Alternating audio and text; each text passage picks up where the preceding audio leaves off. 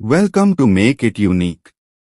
यहाँ आपको सुनने को मिलेंगी ऐसी यूनिक और मजेदार कहानियाँ जो आपको कहीं और नहीं मिलेंगी। हर कहानी होगी अलग, रोमांचक और हंसी से भरपूर।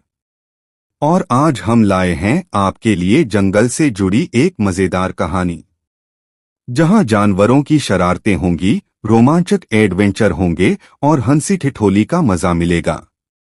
तो आइए चलते हैं जंगल की उस दुनिया में, जहां हर पल है सरप्राइज और हर किरदार है खास।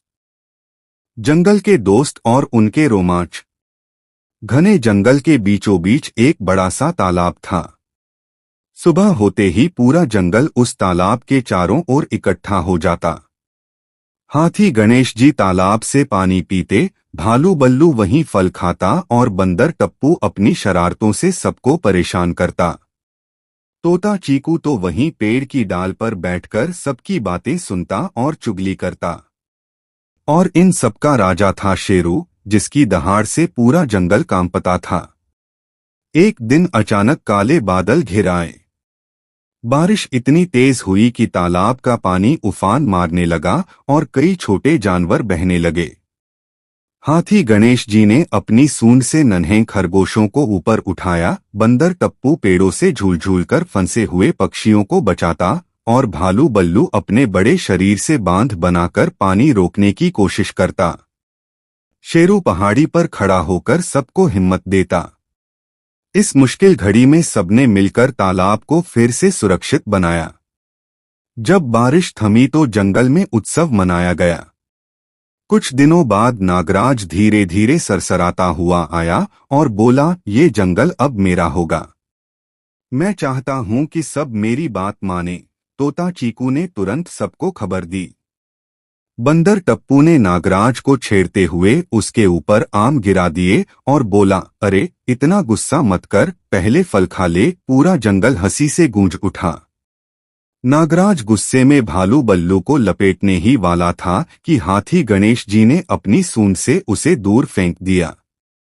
शेरू ने दहाड़ मारकर चेतावनी दी, ये जंगल सबका है, किसी एक का नहीं। नागराज चुपचाप घास में सरक गया। गर्मी के मौसम में अचानक जंगल में आग लग गई। धुआं उठने लगा और पक्षी घबराकर उड़ने लगे।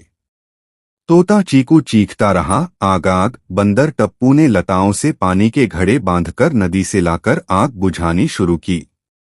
भालू बल्लू मिट्टी डालने लगा।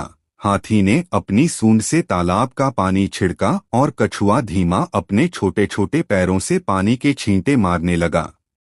शेरू सबसे आगे खड़ा था और सबको रास्ता दिखा रहा था। घंटों की मेहनत से आग बुझी और सब जानवरों ने राहत की सांस ली। आग बुझने के बाद जंगल में खुशी मनाने के लिए एक बड़ा मेला रखा गया। हाथी ने बच्चों को अपनी पीठ पर बैठाया, बंदर टप्पू पेड़ों पर सर्कस दिखाने लगा, भालू बल्लू ने शहद का स्टॉल लगाया और तोता चीकू गाने गाने लगा। पूरा जंगल नाचने गाने में डूब गया।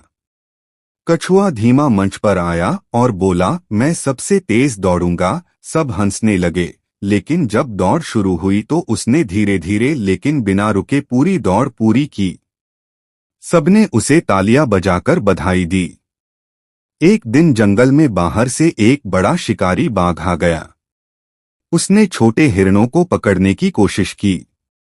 शेरू तुरंत सामने आया और गरजकर बोला, ये जंगल मेरा परिवार है, किसी को तंग मत कर। दोनों में भयंकर लड़ाई हुई।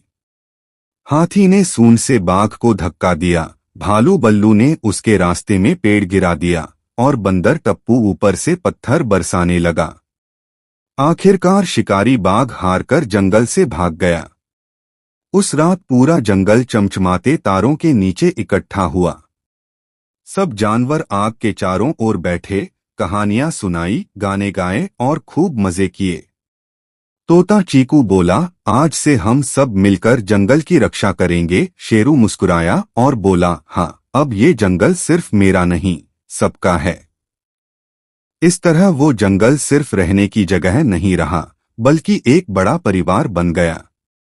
वहां हर दिन नई चुनौती आती, लेकिन सब मिलकर उसका सामना करते। कभी हंसी, कभी रोमांच और कभी जश्न, यही जंगल की असली कहानी थी। यहाँ आपको सुनने को मिलेंगी यूनिक और मजेदार कहानियाँ, जो होंगी हंसी, रोमांच और सरप्राइज से भरपूर।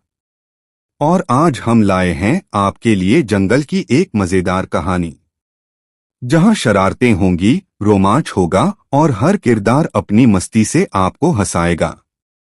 और इसी प्रकार की मजेदार, रोमांचक और अनोखी कहानियां सुनने के लिए हमारे चैनल को लाइक, सब्सक्राइब और शेयर करना बिल्कुल मत भूलिए। हमेशा जुड़े रहिए मेक इट यूनिक के साथ, जहां हर कहानी है खास।